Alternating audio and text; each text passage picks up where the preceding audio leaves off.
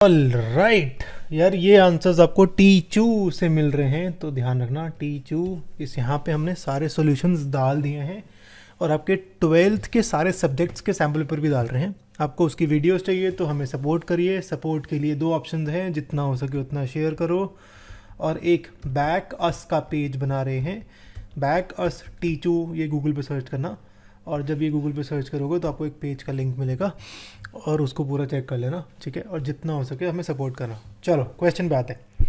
सबसे पहली बात तो यहाँ पे पर्टिकुलर सोल्यूशन निकालना है। तो जब भी आप क्वेश्चन रीड कर रहे हो तो ऐसे एक बॉक्स बना लेना कि भाई निकालना क्या है मुझे एग्जैक्टली। और जब भी कुछ ऐसे उल्टा निकालना हो ना तो हमेशा बॉक्स बना लेना, वेरी इंपॉर्टेंट, ठीक है। पर्टिकुलर सोल्यूशन निकालना है और ये मुझे इक्वेशन गिवन है यार। सबसे पहले जब भी ऐसे लीनियर डिफरेंशियल इक्वेशन गिवन होती है तो हम पहले तो ट्राई करते हैं वेरिएबल सेपरेशन, यानी x को एक साइड y को एक साइड, ठीक है। अब अगर मैं सपोज x को एक साइड कर सकता हूँ क्या? नहीं, यहाँ पे y है तो ये मैं अलग निकाल नहीं सकता हूँ क्योंकि cot x के अंदर है, और y निकालूंगा ऐसे डिवाइड भी नहीं हो सकता cot x, और नहीं हो सकता। वेरिएबल सेपरेशन नहीं हो सकता क्योंकि मैं x और y को एक अलग अलग नहीं कर सकता हूँ, पॉसिबल नहीं है। तो दूसरा ऑप्शन बचता है, एक मेरी प्रॉपर्टी होती है dy/dx plus py equal to q, जहाँ पे p मेरा x का फंक्शन होता है, q मेरा x का फंक्शन होता है, और ये एग्जैक्ट मैच कर रहा है, ठीक है। तो आपको हमेशा सबसे पहले वेरिएबल सेपरेशन ट्राई करना है, सेकंड मेथड ये ट्राई करना है, और फिर थर्ड जो है वो होमोजीनियस वाला y इक्वल टू vx, फिर वो ट्राई करना है, ठीक है।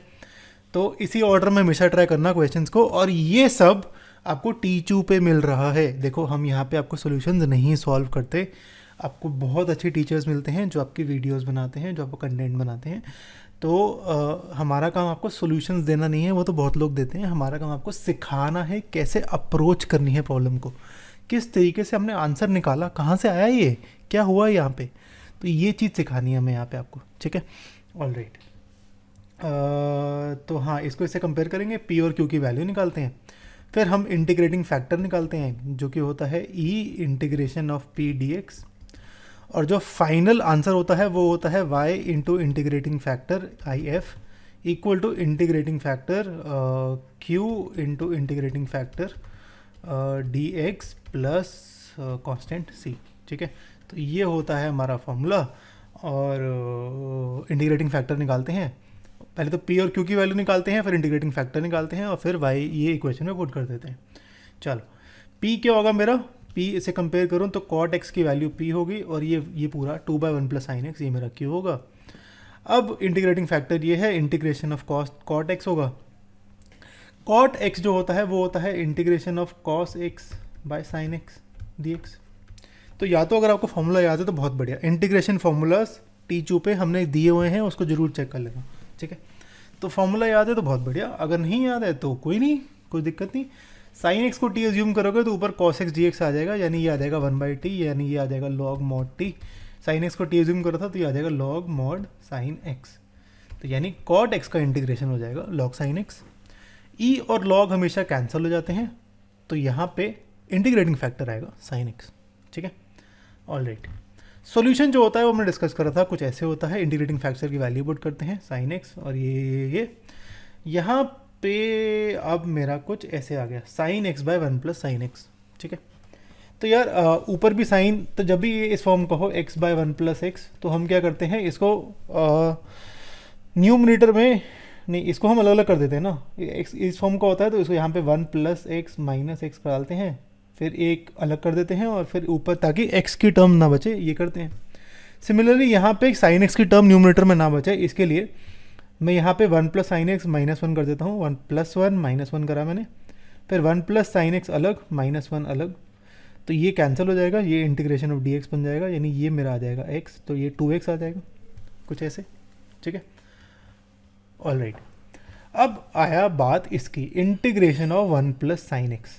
देखो मार्किंग स्कीम में ना देखा करो मार्किंग स्कीम, ठीक है। अगर जब तक मैं ना कहूँ तब तक ना देखा करो, क्योंकि ना बहुत वियर्डली कभी कभी सॉल्व करते हैं क्वेश्चंस को। Integration of 1 plus sine x के लिए आपको बस क्या करना है, आपको सबसे पहले तो इंटीग्रेशन फॉर्मूलाज याद होने चाहिए और ट्रिग्नोमेट्री फॉर्मूला याद होने चाहिए। अब 1 प्लस साइन एक्स है यार, 1 प्लस साइन एक्स, इसको मुझे न्यूमरेटर में कुछ लेके आना है, इसे डिनोमिनेटर में नहीं रखना मुझे। तो एक तो है कि यार साइन एक्स की गंदी गंदी प्रॉपर्टी लगा लो और सॉल्व कर दो, यानी साइन 2x की प्रॉपर्टी लगा दो, कॉस 2x की प्रॉपर्टी लगा दो और कुछ ना कुछ करके सॉल्व कर दो। एक और ऑप्शन है हमारे पास कि मुझे पता है 1 माइनस साइन स्क्वायर एक्स होता है कॉस स्क्वायर, है ना। तो अगर मैं 1 माइनस साइन एक्स से मल्टीप्लाई डिवाइड करूँ यहाँ पे कुछ ऐसे, तो डिनोमिनेटर में बन जाएगा 1 minus sine square x, sorry 1 minus sine square x यानी कॉस स्क्वायर एक्स। अब अलग अलग कर सकता हूँ, तो ये आएगा 1 by cos square X minus sine X by cos square X. 1 by cos square होगा sec square, sine by cos square लिखता हूँ sine by cos into 1 by cos, यानी ये आ जाएगा टैन और ये 1 बाय कॉस हो जाएगा सेक। ठीक है, अब सेक स्क्वायर का इंटीग्रेशन, अगेन इंटीग्रेशन फॉर्मूलाज याद होने चाहिए आपको, 10 बारी लिखना पेपर से पहले, ठीक है, मेन पेपर से पहले 10 बारी लिख के आना, ठीक है, ऑल राइट। अब मुझे पता है टैन का डिफरेंशिएशन होता है सेक का स्क्वायर, है ना, तो सेक स्क्वायर का इंटीग्रेशन होगा टैन। ऐसे ही सेक का डिफरेंशिएशन होता है टैन एक्स सेक एक्स, तो टैन एक्स सेक एक्स का इंटीग्रेशन होगा सेक एक्स। तो माइनस में अंदर ले गया था, माइनस टू अंदर, तो ये माइनस टू टैन एक्स आ गया, ये प्लस टू सेक एक्स आ गया, तो ये आंसर आ गया। लेकिन यहाँ पे आंसर खत्म नहीं होता है। मुझसे पूछा गया था पर्टिकुलर सॉल्यूशन निकालना जब y की वैल्यू 0 हो और x की वैल्यू ये हो। तो y की वैल्यू 0 पुट करना, x की वैल्यू पाई बाय 4 पुट करना और पहले तो c कांस्टेंट की वैल्यू निकालना।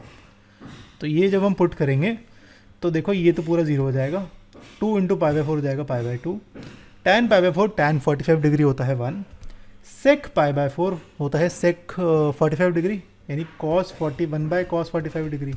कॉस 45 की वैल्यू होती है √2, 1 बाय √2 होती है ना, हाँ, तो सेक 45 हो जाएगा √2। तो सी की वैल्यू मेरी कुछ ऐसी प्यारी सी आ गई। अब पर्टिकुलर सॉल्यूशन ये आ गया, टेंशन ना लो, यही एग्जैक्ट आंसर है मार्किंग स्कीम में, ठीक है, आप ऐसे भी लिख सकते हो उसको, कोई दिक्कत नहीं है। This is also correct, integration में 2-3 आंसर हो सकते हैं पर ये बिल्कुल सही है, मैंने 10 बारी चेक करा है उसको, ठीक है, ऑल राइट, सी यू।